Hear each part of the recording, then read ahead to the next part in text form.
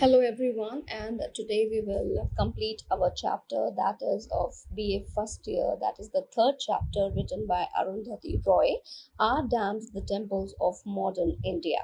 Let's talk about the author. So, Arundhati Roy is a very famous novelist and writer of India, and apart from being a writer, she's a social reformer as well, and actively taken part in the big movements like Narmada Bachao and so many other, we can say, the movements. So we'll talk about that कि क्या modern India में, आधुनिक भारत में जब हम बात करते हैं कि हम मॉडर्निटी के नाम पर चीज़ों का निर्माण करते हैं, क्या वो जिंदगी, क्या वो आम आदमी के फेवर में होती है या उनके अगेंस्ट में होता है। देखिए, अगर हम ये मान के चलें, let's start with this kind of thinking that when we are discovering something or when we are making new things for the betterment of the society, it must be beneficial, but it is not always correct. तो हमें इसके बारे में सोचना चाहिए और सोच समझने के बाद ही किसी चीज़ को कंप्लीट करना चाहिए। तो ये जो ऐसे है, इसमें ये बताया गया है, वो कहती है कि बिग डैम्स जो हैं, बिग जो जितने भी बड़े बड़े जो बांध हैं, वो हमारे इकोसिस्टम में, एनवायरनमेंट को कितना ज़्यादा नुकसान पहुंचाते हैं। ओके, बिकॉज यहाँ पर जितने भी चीज़ें बनती हैं, वो कुछ चीज़ों को ख़त्म करके नई चीज़ों को बनाया जाता है, जिससे पॉपुलेशन जो है वो डिस्प्लेस हो जाती है, डिसलोकेट हो जाती है और उन्हें अपने घर छोड़कर दूसरी जगह पर मूव करना पड़ता है। सो अरुंधति जो है वो कहती है that she is totally against with the construction of big dams. वो नहीं चाहती कि बिग डैम्स का निर्माण हो, बड़े बांधों का निर्माण हो। शुरुआत में वो कहती हैं कि नेहरू की उनको एक फेमस स्पीच सुनने को मिली, जिसमें उन्होंने कहा कि नेहरू ने जो एक स्टेटमेंट ये बताया कि dams are the temples of modern India, कि जो आधुनिक भारत के जो बांध हैं वो एक तरीके से मंदिर का काम करते हैं आधुनिक भारत को आगे ले जाने के लिए। लेकिन अरुंधति रॉय इससे अलग अपनी विचारधारा रखती हैं और वो ये कहती हैं कि जितने भी ये बड़े डैम्स हैं, इन्होंने जो गांव के इरिगेशन सिस्टम को नुकसान पहुंचाया, ट्रेडिशनल स्मॉल जो सिस्टम्स हैं, किसानों को बहुत ज़्यादा इससे नुकसान पहुंचा है। वो कहती हैं कि इंडिया में जो है, इंडिया को एक तरीके से संसार का तीसरा सबसे बड़ा, the world's third largest dam builder माना जाता है, बिकॉज भारत में 3600 बड़े बड़े डैम्स हैं, जो अंडर कंस्ट्रक्शन है वो 1000 के करीब उनकी तादाद है। सो पॉपुलेशन जो है उनको ना तो the population doesn't get the safe drinking water to drink, ठीक है, बहुत ज़्यादा नुकसान हो रहा है। सो वो इस चीज़ को बात बताना चाहती है, बहुत ज़ोर ज़ोर से कहती है कि एक तरीके की जो मूवमेंट है, बांधों को बनने नहीं देना चाहिए, इस तरीके की मूवमेंट को जो है वो बनाना चाहिए, because they do more harm, बहुत ज़्यादा वो नुकसान पहुँचे हैं बजाय than the betterment for the society, ठीक है। Because these for these big जो जितने भी हमारे डैम्स हैं, उन सबको एक जगह कलेक्ट किया जाता है, the water is being collected and named as the water reservoirs, reservoirs का नाम दिया जाता है, but they dislocate huge populations. People move from one place to the another, they get homeless, okay, they don't find food, they don't get enough good water to drink, they cause these big dams cause floods, waterlogging, diseases, ठीक है, और and are even linked to earthquakes as well। तो इन सभी चीज़ों की वजह से ये सभी नुकसान जो है वो बहुत ज़्यादा आम आदमी को होते हैं।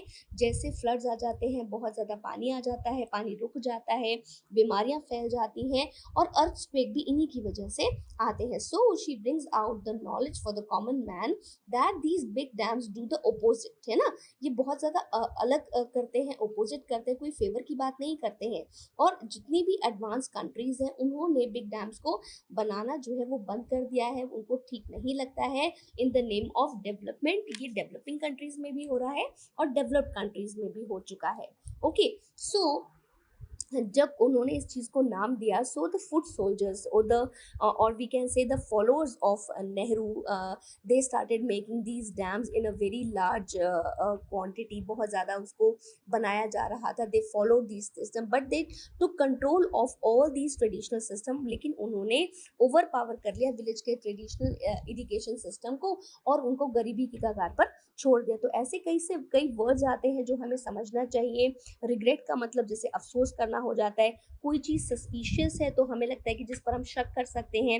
इरिगेशन का मतलब सिंचाई, कम्युनिटी का मतलब कोई एक ग्रुप या समुदाय, ठीक है। ट्रेडिशनल का मतलब परंपरागत ढंग से किसी चीज़ को बनाना। एट्रॉफी जो चीज़ है, जैसे ट्रॉफी होती है तो वो एक शील्ड होती है, एट्रॉफी का मतलब होता है किसी चीज़ को नुकसान ज़्यादा पहुंचाना, उसको कमज़ोर कर देना। Okay, so in this you can go for so many questions that what was the reasons to make one suspicious, कि हम किसी के बारे में शक क्यों बहुत ज़्यादा करते हैं, हम उसके बारे में अच्छा क्यों नहीं सोचते, पॉजिटिव क्यों नहीं सोचते। तो सस्पिशियस यानी कि कोई चीज़ जिस पर हम शक करते हैं वो तभी पैदा होती है जब चीज़ें करेक्ट ना हो। Okay, so question can come in this way as well, that how many big dams are in India, India में कितने सारे डैम्स हैं, what is India's position, India की पोजीशन क्या है डैम बिल्डिंग में, और गवर्नमेंट इस लॉस को पूरा कैसे करती है। ओके, सो ये this is very important. Big dams are very obsolete. Obsolete का मतलब क्या है कि in the recent times now this type of big dam building is has become obsolete. Obsolete का मतलब जो चीज़ें आजकल के ट्रेंड में नहीं है। When we accumulate the water, accumulate का मतलब होता है इकट्ठा करना। रिजर्वॉयर्स मीन्स बहुत बड़े बड़े टैंक्स, या आप उसको बहुत बड़ा तालाब भी आप उसको नाम दे सकते हैं। Dog house means that we are in a trouble, हम किसी बहुत बड़ी मुसीबत में हैं। The meaning of water logging is जल जो है वो कहीं ना कहीं से धीरे धीरे जाके बह रहा है। Okay, so there are so many things in this chapter you can go for, like we call these dams as monuments of modern civilization.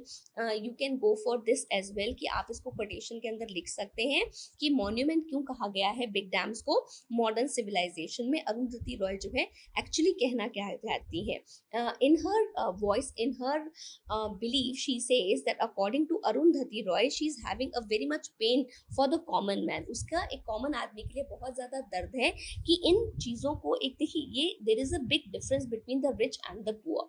ठीक है, डैम्स जो है वो एक रिच जो एक समुदाय है उसको बहुत ज़्यादा पैसे वो प्रोवाइड करता है जिसमें वो पैसा लगाते हैं, but total opposite is something, it is very much destructive for a common man, क्योंकि ये आम आदमी के लिए बहुत ज़्यादा नुकसान की बात बन जाता है। Okay, so this is the chapter. इसमें आप नेहरू ने जो कहा अपने भाषण में उसका आप यहाँ पर जिक्र कर सकते हैं। Okay, because this big dams affect ecology, वो बहुत ज़्यादा इकोलॉजी को अफेक्ट करते हैं। And the second thing is they ले द अर्थ टू वेस्ट, और बहुत ज़्यादा पृथ्वी में इस तरीके से कूड़ा जो है वो इकट्ठा भी हो जाता है।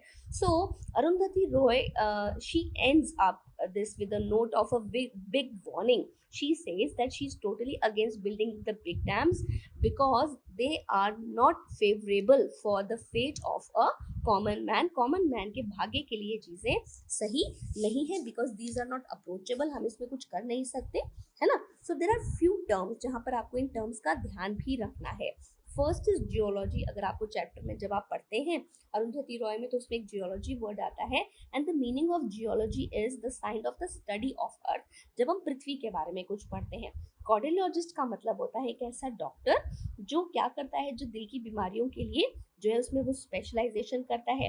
एमनेस्टी का मतलब होता है जनरल पार्डन, जो गलत लोग करते हैं उसके लिए उनको बार बार चेतावनी देना।